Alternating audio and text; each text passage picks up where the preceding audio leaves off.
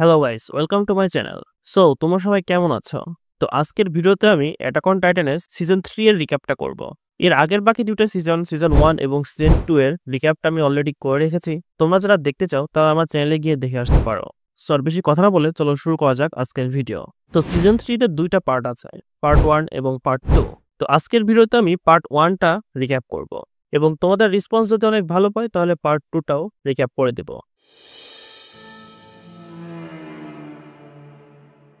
তো পার্ট 1 এর স্টার্টে আমরা দেখতে পাই যে লিভাই স্কোয়াড, মানে যার স্কোয়াডে থাকে অ্যারেন এবং তার ফ্রেন্ডসরা, তারা একটা হিডেন কটেজে অবস্থান করছিল এবং হানজির সাথে অ্যারেনের টাইটান পাওয়ারকে তারা এক্সপেরিমেন্ট করতে থাকে। তারা এজন্য এক্সপেরিমেন্ট করছিল যে তারা দেখতে চাচ্ছিল যে অ্যানের কাছেও কি হার্ডিং অ্যাবিলিটি পাওয়ারটা আছে কিনা, যেটা ইউজ করে তারা ওয়ালমারিয়ার হোলটা সিল করতে পারবে। তখন হানজির কাছে নিউজ আসে যে কেউ একজন প্যাস্টার নিককে মেরে দিয়েছে। তারপর সে যখন সেখানে চেক করতে যায় তো সেখানকার সিচুয়েশন দেখে সে বুঝতে পেরে যায় যে এটা ইন্টেরিয়ার এমপিসের কাজ। তখন লিভাইয়ের কাছে এরভিনের কাছ থেকে একটা লেটার আসে এবং সেখানে এটাই লেখা থাকে যে তাকে অ্যারেস্ট করা হয়েছে এবং গভর্নমেন্ট এখন এরেন এবং হিস্টোরিয়ার পিছিয়ে লেগে পড়েছে। তো এটা জানার পর লিভাই এবং তার আর্মিরা সেখানে পুলিশ আসার আগেই সেই স্কোয়াড থেকে পালিয়ে যায়। তারপরে সেখান থেকে লিভাই এবং হানজি স্প্লিট হয়ে যায় এবং হানজি এরভিনের সাথে মিট করতে যায় এবং লিভাই ডিসাইড করে যে তার ট্রস ডিস্ট্রিক্টের দিকে যাওয়া উচিত, যাতে করে সে সেখানে লুকিয়ে থাকতে পারে। তো তাদের সেখান থেকে চলে যাওয়ার আগেই এরেন হানজিকে রায়নার এবং ইমিরের কনভারসেশনের বিষয়ে জানায়, যেটা সে তাদের দুজনের মধ্যে শুনতে পেয়েছিল। লিভাই স্কোয়াড ক্রেস্টিন এবং আর্মিনকে এরেন এবং হিস্টোরিয়ার জায়গায় তাদেরকে নিয়ে যায়। যখনই তারা ট্রস্টের মধ্যে ঢুকে যায়, জান এবং আর্মিনকে কেউ একজন কিডন্যাপ করে নেয়। বাট কিডন্যাপার্সরা অতটা এক্সপার্ট থাকে না, যার ফলে মিকাসা এবং তার গ্রুপ তাদের কাছ থেকে তাদেরকে খুব ইজিলি বাজিয়ে নেয়। ওইদিকে অন্যদিকে লিভাই এবং অন্য স্কাউটরা রিয়েল হিস্টোরিয়া এবং অ্যানের ওপর রুফটপ থেকে নজর রাখছিল। লিভাই তার সাথে থাকা একটা স্কাউটকে ক্যানি দ্য রিপার নামের একজনের বিষয়ে বলে, যে একজন সিরিয়াল কিলার, এবং এটাও বলে যে সে ছোটকালে তার সাথেই থাকতো এবং তার কথা বলতে বলতেই সে সেখানে চলে আসে। তো ক্যানি আসার সাথে সাথেই সেই স্কোয়াডের উপর সারপ্রাইজ অ্যাটাক করা শুরু করে দেয় এবং যেসব স্কোয়াডগুলো সেই রুফটপে ছিল তাদের সবাইকে মেরে দেয়। এমনকি সে লিভাইকে কর্নার করতেও সাকসেসফুল হয়ে যায়। বাট আমরা এটা সবাই জানি যে লিভাইকে টক্কর দেওয়া অতটাও ইজি না। লিভাই তাকে আউট স্মার্ট করে দেয় এবং সেখান থেকে সে পালিয়ে যায়। বাট এই সময়ের মধ্যে এরেন এবং হিস্টোরিয়া কিডন্যাপ হয়ে যায়। লিভাই তারপরে ডিমো রিপসকে ইন্টারোগেট করে, যে আর্মিন এবং শানকে কিডন্যাপ করেছিল, এবং টিমোরিয়াকে তারা তাদের দিকে নিয়ে নেয় এবং তার সাহায্যে তারা দুটো ইন্টেরিয়ার ইম্পিসকে ধরে ফেলে যারা প্যাস্টিনিকের ডেথে ইনভলভ ছিল। ওইদিকে হানজি এরভিনের সাথে দেখা করে এবং তাকে ইম্পর্টেন্ট কিছু কথা বলে, যেটা সে ইমের এবং রাইনারের কনভারসেশন থেকে জানতে পারে। এবং সেটা হচ্ছে যদি কোনো টাইটেন অন্য একটা টাইটান শিপরারকে খেয়ে ফেলে তাহলে সেও সেই টাইটান শিপরারের পাওয়ারটা পেয়ে যাবে। তো যার মানে কেউ যদি এরেনকে খেয়ে ফেলে তাহলে সে এরেনের পাওয়ার পেয়ে যাবে। অন্যদিকে লিভাই সেই ক্যাপচার করা সোলজার থেকে এই ইনফরমেশনটা জানতে পারে যে এটাই যে হিস্টোরিয়ারিস থ্রনের অরিজিনাল উত্তরাধিকারী, মানে ট্রু কুইন, এবং কারেন্ট কিং মানে বর্তমান যে কিং সে শুধুমাত্র একটা পাপেট। এবং তারা এটাও জানতে পারে যে হিস্টোরিয়া এবং এরেনকে কিডন্যাপ করিয়েছে হিস্টোরিয়ার ফাদার রড রিপস। তারপরে আমাদের হিস্টোরিয়ার ফ্ল্যাশব্যাক দেখানো হয়, যেখানে ক্যানি হিস্টোরিয়ার মমকে মেরে দেয় এবং হিস্টোরিয়াকে মারতেই যাচ্ছিল। তখন রডরিস তাকে বলে যে হিস্টোরিয়াকে মারার বদলে আমরা তার ট্রু আইডেন্টিটিকে লুকিয়ে রাখতে পারি এবং তাকে নতুন একটা নাম দিতে পারি, যেটা হবে ক্রিস্টাল লেন্স। তারপরে আমাদের কমান্ডার এরভিনের সিন দেখানো হয় এবং তার কাছে জেনারেল পিক্সাস চলে আসে এবং সে পিক্সাসের সাথে কারেন্ট গভর্নমেন্টকে ওভারথ্রো করার প্ল্যান বানায়, যেখানে তারা ফেক কিংকে সরিয়ে হিস্টোরিয়া মানে যে ট্রু কুইন তাকে বসাতে পারে। ওইদিকে মিলিটারি পুলিশরা স্কাউটকে ডেমোরিভসের ডেথের জন্য ব্লেম করে এবং স্কাউটের এগেনস্ট অনেকগুলো ফেক অ্যালিগেশন লাগিয়ে দেয়। বাট এই সব কিছুতে মিলিটারি পুলিশেরই কাজ ছিল। এর মাঝখানে হানজি ফ্লেগার লিসের সাথে মিট করে, যে ডেমোরিভসেরই ছেলে ছিল এবং সে এমপিসদের ট্রু অ্যাকশনের বিষয়েও জানতো এবং তার সাথে মিলেই হানজি এমপিসকে পাবলিকদের সামনে এক্সপোজ করে দেয়, যার ফলে পাবলিকদের ট্রাস্ট আবার স্কাউটের উপর চলে আসে। তারপর আমাদের এরভিন স্টাইল দেখানো হয়, যাকে মারধর করে বেঁধে কাউন্সিল মেম্বার এবং ফেক কিং এর সামনে আনা হয়েছিল। সেখানে এরভিন তাদের এক্সপ্লেন করে যে ওয়ালরোজ যেটা পোটেনশিয়ালি যে কোনো সময় ব্রিজ হতে পারে এবং যেটার ফলে মানুষদের মধ্যে সিভিল ওয়ার শুরু হয়ে যেতে পারে এবং এটা থেকে বাঁচা শুধুমাত্র একটাই ওয়ে আছে এবং সেটা হচ্ছে ওয়ালমারিয়াকে আবার কন্ট্রোলে নিয়ে নেওয়া।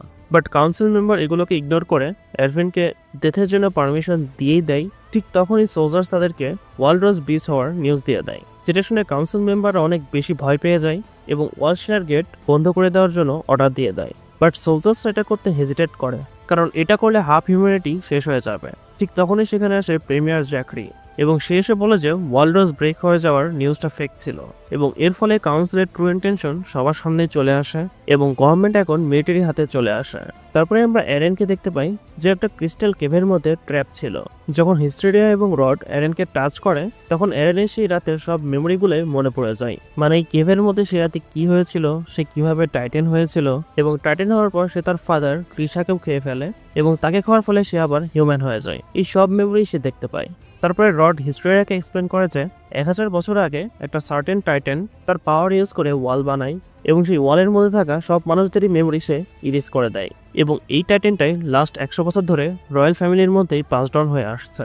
বাট 5 বছর আগে গ্রিশা, যার কাছে টাইটেনের অ্যাবিলিটি ছিল, সে এখানে এসে ফ্রিরা, যে হিস্টোরিয়ার হাফ সিস্টার ছিল, যে রয়্যাল ফ্যামিলির টাইটেন হোল্ডার ছিল, যাকে গ্রিশা কনজিউম করে নেয়, যার ফলে সেই টাইটেনের পাওয়ার গ্রিশার মধ্যে চলে আসে এবং তারপরে সেটা এরেনের মধ্যে পাস ডাউন হয়ে যায়, কারণ এরেন তো তার ফাদারকেও খেয়ে ফেলেছিল। তারপরে তার ফাদার তাকে বলেছে এরেন এই পাওয়ারটা ইউজ করতে পারবে না, কারণ সে রয়্যাল ব্লাড লাইনের উত্তরাধিকারী না এবং এটা শুধুমাত্র একটা রাস্তায় আছে যেটা ইউজ করে হিস্টোরিয়া সবকিছু ঠিক করতে পারবে এবং সেটা হচ্ছে তার নিজেকে টাইটেনে ট্রান্সফর্ম করে নিতে হবে এবং এরেনকে খেয়ে ফেলতে হবে। এবং হিস্টোরিয়া এটা করতেই যাচ্ছিল, তখন সে রিয়েলাইজ করে যে যদি এই পাওয়ারটা তাদের কাছে লাস্ট 100 বছর ধরে থেকে থাকে তাহলে কেউ কেন ওই টাইটেনের বিষয়ে কিছুই করেনি। এটা শুনে রড বলে যে এই পাওয়ারটা ইনহেরিট করে সে টাইটেন পাওয়ারের সাথে সাথেই ফার্স্ট কিংয়ের উইলকেও ইনহেরিট করে, যার উইল ছিল সবাইকে এই ওয়ালের মধ্যেই থাকতে হবে, ওয়ালের বাইরে তারা কখনো যেতে পারবে না। এটা শুনে হিস্টোরিয়া এরেনকে খাওয়া থেকে রিফিউজ করে দেয় এবং সেই সিরিঞ্জটা যেটা ইউজ করলে সে মাইন্ডলেস টাইটেন হয়ে যেত সেটা সে ভেঙে ফেলে। ঠিক তখন সেখানে স্কাউটরাও চলে আসে এরেনকে রেস্কিউ করার জন্য, বাট তাদেরকে আটকায় কেনি এবং তার গ্রুপ এবং স্কাউট এবং কেনির গ্রুপের সাথে অনেক ভালো একটা ফাইট হয় এখানে এবং একটা সময় স্কাউটরা কেনির গ্রুপকে ডিফিট করে দেয়। ওইদিকে রড একদম হেল্পলেস হয়ে নিজেই সেই টাইটেন সিরামটাকে খেয়ে ফেলে এবং যার ফলে সে একটা মাইন্ডলেস হিউম্যাঙ্গার টাইটেনে ট্রান্সফর্ম হয়ে যায়, যেটা কলোসাল টাইটেনের থেকে অনেক বড় থাকে এবং যার ফলে ফুল কেভটা ভেঙে পড়তেই যাচ্ছিল। ঠিক তখন এরেন একটা সিরাম খেয়ে নেয় যার উপর আর্মার লেখা থাকে এবং সে তার টাইটেন ফর্মে ট্রান্সফর্ম হয়ে যায় এবং ফুল কেভকে ভেঙে পড়া থেকে বাঁচিয়ে নেয় তার হার্ডিং অ্যাবিলিটি ইউজ করে। বাট এখন সব থেকে বড় প্রবলেম হচ্ছে রড রিসের টাইটেন, যেটা ছিল একটা অ্যাবনর্মাল টাইটেন এবং এই টাইটেনটা সবাইকে ইগনোর করে ওয়াল সিনার থেকে যাওয়া শুরু করে দেয় এবং এই টাইটেনটা তার বডি থেকে এতটা হিট প্রডিউস করে যে কোনো সোলজারই তার আশেপাশে যেতেই পারছিল না এবং তাকে আটকানোর জন্য অনেকগুলো ক্যানন ফায়ারও করা হয়, বাট তার কোনো ইফেক্টই পড়ছিল না এই টাইটেনের উপরে। তারপরে একটা সময় সেই টাইটেনটা একদম ওয়ালের কাছে চলেই আসে, তখন এরেন তার নিজের টাইটেন ফর্মে ট্রান্সফর্ম হয়ে অনেকগুলো গান পাউডার সেই টাইটেনের মুখের মধ্যে দিয়ে দেয়, যার ফলে সেই টাইটেনের ফুল বডি একদম ডিস্ট্রয় হয়ে যায়। ঠিক তখনই হিস্টোরিয়া রড রিসের অরিজিনাল বডিকে একদম কেটে ফেলে এবং তারপরে সে নিজেকে সবার সামনে অ্যাজ এ কুইন ইন্ট্রোডিউস করে এবং তারপর থেকে সে আমার নিজেরও কুইন হয়ে যায়। তো তারপরে লিভাই কেনিকে খুঁজে পায়, যে তার মৃত্যুর একদম লাস্ট স্টেজেই ছিল এবং তিনি তখন লিভাইকে বলে যে সে তার আঙ্কেল মানে মামা এবং সে লিভাইকে একটা বক্স দেয় যার মধ্যে থাকে টাইটেন সিরাম। তারপরে সে সেখানে মারা যায়। তারপরে 2 মাস পর এরেন তার হার্ডিং অ্যাবিলিটিকে মাস্টার করে ফেলে এবং হানজি সেই হার্ডিং অ্যাবিলিটি দিয়ে একটা টাইটেন কিলিং মেশিন বানিয়ে ফেলে। তারপরে এখানে আমরা সবাইকে অনেক হাসি খুশি দেখতে পাই এবং এই 3টা সিজন পর আমরা লিভাইকে হাসতে দেখতে পাই। তারপরে আমাদের একটা সিন দেখানো হয় যেখানে আমরা দেখতে পাই আর্মার টাইটেন বিস্ট টাইটেনের কাছে হেরে যায় এবং সেই বিস্ট টাইটেন তাদের দুজনকে বলে যায় নেক্সট টাইম থেকে আমাকে অথরিটির বিষয়ে আর কোনো কোশ্চেন করবা না, তো তোমরা দুজন এখন যাও এবং কোঅর্ডিনেট নিয়ে আসো। এবং তারপর একদিন ডিনার করার সময় জিন এরেনকে জিজ্ঞাসা করে যে সেই লোকটা কে ছিল তোমার ড্যাডের মেমোরিসে। এরেন তখন রিয়েলাইজ করে যে সেই পার্সনটার কেউ না, কমান্ডার কিথ ছিল। তার পরের দিন তারা সবাই মিলে কমান্ডার কিথের কাছে চলে যায় এবং তাকে তার ফাদারের বিষয়ে জিজ্ঞাসা করে। কিথ তখন তাকে বলে যে হ্যাঁ, আমি তোমার ফাদারকে জানতাম, আমার তার সাথে ওয়ালের বাইরে মিট হয়েছিল, বাট তোমার ফাদার কোথা থেকে এসেছিল বা কিভাবে এসেছিল তার কিছুই মনে ছিল না। এবং একটা সময় আমরা দুজনে অনেক ভালো ফ্রেন্ড হয়ে যাই, বাট পরে আস্তে আস্তে আমরা দুজনের প্রফেশনে চলে যাই, মানে আলাদা হয়ে যাই। আমি চেয়েছিলাম না যে তুমি স্কাউটে জয়েন করো, এই কারণে আমি তোমার ট্রেনিং এর সময় ওডিএম গিয়ারটা নষ্ট করে রেখেছিলাম এবং কিথ বলে যে এইগুলো ছাড়া আমি আর কিছুই জানি না। তারপরে আমাদের এরভিন, লিভাই এবং হানজির একটা কনভারসেশন দেখানো হয় যেখানে এরভিন বলতে থাকে যে লিভাই, এরেনদের বেসমেন্টে তো কোনো একটা কাহিনী আছেই, সো আমাদের সেখানে গিয়ে অবশ্যই দেখতে হবে। তো এরেন যেহেতু এখন হার্ডেনিং শিখে গিয়েছে, এই কারণে স্কাউট প্ল্যান বানায় যে ওয়াল মারিয়া এবং শিগানশিনাকে তারা সিল করবে। তারপরে কিছু মাস পর ওয়াল মারিয়াকে রিক্লেম করার মিশনটা স্টার্ট হয়ে যায় এবং স্কাউট পাবলিক সাপোর্টের সাথে এই মিশনটা এক্সিকিউট করা শুরু করে দেয়। এবং লাস্টে আমরা দেখতে পাই রাইনার এবং বেরথোল্ট ওয়ালমানিয়াতে বসে তাদের আসার জন্য ওয়েট করতে থাকে এবং সিজন 3 পার্ট 1 এখানেই শেষ হয়ে যায়। সো তোমরা যদি এরপরে পার্ট 2টা চাও সেটা আমাকে কমেন্টের মাধ্যমে অবশ্যই জানিয়ে দিবা এবং তোমাদের সবাইকে আমি হাইলি রিকমেন্ড করব এর আগের 2 সিজনে যে আমি রিক্যাপটা করে রেখেছি মানে সিজন 1 এবং সিজন 2 সেই দুটো তোমরা আগে দেখে নাও। আর এই সিরিজটা যদি তোমরা কন্টিনিউ চাও তাহলে সেটা আমাকে কমেন্টের মধ্যে অবশ্যই জানিয়ে দিবা এবং ভিডিওটি যদি ভালো লাগে থাকে অবশ্যই ভিডিওতে লাইক করে দাও এবং চ্যানেলকে সাবস্ক্রাইব করে দাও। দেখা হচ্ছে তোমাদের সাথে নেক্সট ভিডিও নিয়ে। Till then tata bye by.